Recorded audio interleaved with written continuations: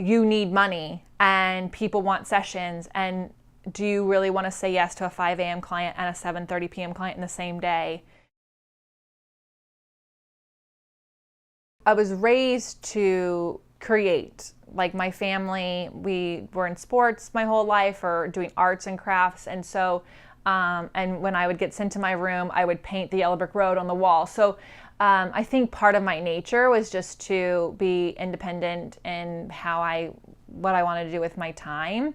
And then when I was an employee for someone, I kept getting promoted and having to take on different leadership roles. And then I ran a store and did a schedule. And so, and then when I transferred, I had to take a store that wasn't doing really well, retrain everyone, and then figure out how we are going to work as a team, because I went from having a team of 15 to a team of 3.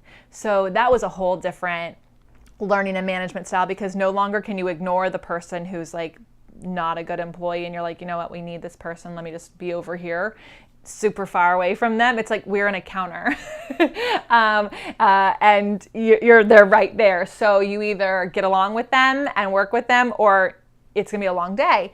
And so going from that to working for myself, I'd already learned how to manage time and manage budgets and payrolls and all the things. So it was just like, instead of taking someone else's money and budgeting that, which is my job, now it's mine and it's my own schedule. And so it wasn't that tricky to do. What is the tricky part is to protect it from other people getting in there. So you need money and people want sessions, and do you really want to say yes to a 5 a.m. client and a 7:30 p.m. client in the same day?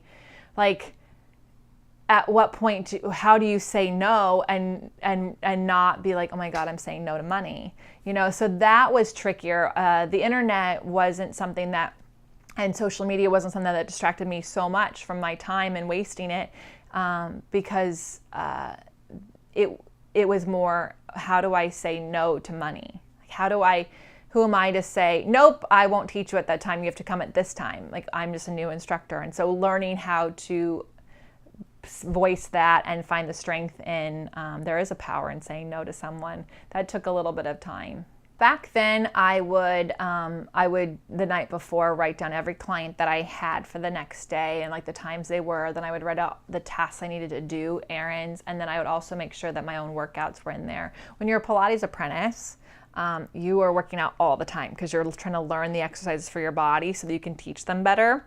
And then the moment the apprenticeship is over, all of a sudden you're trying to teach. And so I saw a lot of apprentices become teachers and then stop doing Pilates. And that just wasn't good enough for me. And the purpose of teaching Pilates was so that I could do Pilates.